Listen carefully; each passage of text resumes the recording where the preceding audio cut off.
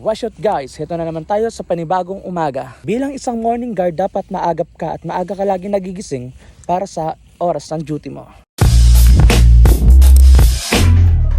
So ayun na nga, maaga nga pala gumising ang marangal na SG nyo. Tamang gayak lang habang ginagayak ang aking babaunan. Tapos dito namili na ako kung ano sasakyan ko, Ferrari ba o Lamborghini, pero nauwi tayo sa e-bike. Tamang gayak lang pala tayo dito habang ginagayak rin ang ating babaunin para sa pagkain natin mamayang lunch. Salamat nga pala sa aking mahal. So ayun na nga guys, nagmamadali ako at sinuot ko na rin ang aking pambansang mascot. Tingnan nyo, napakagwapo ko dyan, napakaangas. Mabilis ang gayak lang guys, baka malate, kaya dito nagpatulong na ako kung paano ko mailagay ang ID ko. Tapos sinuot ko na rin ang vest ko.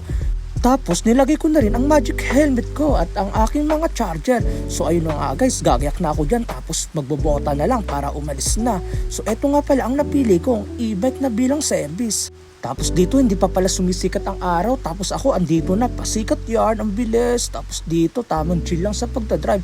Tapos ang lamig pa ng panahon, kala mo uulan guys. Tapos pagdating ko sa tulay, may nakita na akong mga bikers. Grabe ang aga nila, mag-iingat kayo guys. Tapos dito tinutuntun ko na ang aking dadaanan para sa aking papasukan para hindi na ako malate.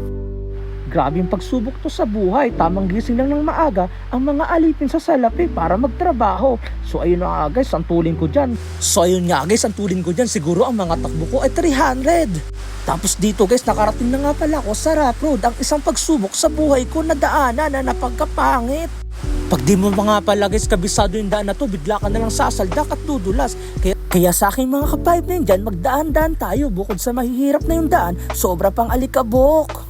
So yun nga guys, tamang ride lang, tamang chill lang at tamang drive hanggang makarating sa paroroonan. Tapos nga pala dito guys, nagmabagal ako kasi andito lagi yung humaharang sa akin, yung laging sumasabing, "Kuya, pa bomba nga." Tapos eto guys, may ginagawa na rin pala dito. So ayun nga guys, naharang ako. Pero hinarang ako dahil hindi para sa bumomba. Hinarang ako dahil sa helmet ko. Di daw ako naka-helmet. Sabi ko na shelter. Kaso biglang kinapay bag ko. Ayun, nakita. Kaya nilabas ko na rin. Sir Kako, sorry. Eto po pala yung helmet ko. Ilalabas ko na at susuotin ko na para hindi na rin ako pagalitan. At makapasok na ng diretso para hindi na rin ako malate. Sila sir nga pala ang humarang sa akin at ang kanyang mga kasama, kaya umalis na rin agad ako. So pagdating ko dito, para ka akong sumisikat na yung araw, mukhang aabutan ako ng araw sa daanan. Kaya mabuting nagmatuli na ako. Siguro dinagdagan ko ang takbo ko, mga 500. Tapos dito medyo malapit na ako sa aking paroroonan. Tapos pagdating ko, andito na pala ang aking mga kabady. Halos ako na lang yung hinihintay kasi ang tagal ko. So ayun nga guys, nag-formation na kami, pasimple na akong kumuha ng video.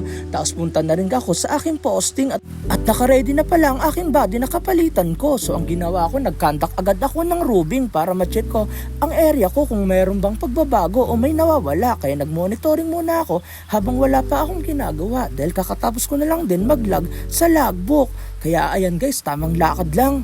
Ang ganda ng panahon ngayon, ang sarap sigurong magkanton. Tapos dito nakita ko na ang haring araw. Tapos dito patuloy pa nga tayo guys sa pagrurubing bago tayo bumalik sa ating posting. Grabe, ang ganda ng araw, tapos ang ganda ng langit. Baka pwede ka nang umakyat. Joke lang po. Tapos eto, tamang lakad lang papunta sa aking area. Tapos tinitingnan ko ang mga paligid ko kung may pagbabago. Meron na nga guys, umunti na nga pala ang mga gamit kasi lagi na lang nakukuha. Tapos guys, habang malapit na ako sa aking shelter, may narin na akong paparating. Naku, mukhang may magpo-pull out. Start na naman ang aking trabaho. Pero ang bago ang lahat, check ko muna ang bawat box. Yung mga laman na tornilyo kung nandyan pa ba.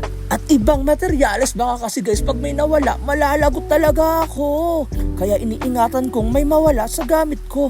Kaya eto nga guys, dumating na ang boom truck. Tapos eto na rin ang truck. Tapos dito guys, nagsisimula na rin silang maghakot ng mga materyales para sa mga kunin nila sa area ko.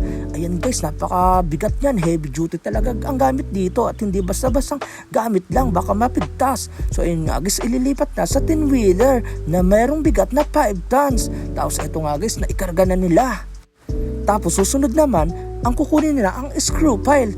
Yan guys, siguro mga 6 na piraso niyan, 6 na box. Yan kasi ang magsisilbing pundasyon na lalatagan ng mga panel ng mga solar. Kaya eto nga guys, ginagawa na namin ang aming trabaho. At eto nga guys, patapos na sila. At ngayon, paalis na sila. Kaya ngayon, hinihintay ko na lang guys ang gate pass. Kaya ang gagawin ko, check ko muna kung okay na ba ang lahat ng karga nila. So ayun nga guys, okay naman, walang ibang nadagdag kaya pinaalis ko na sila. Hanggang sa muli po, bye bye, paalam!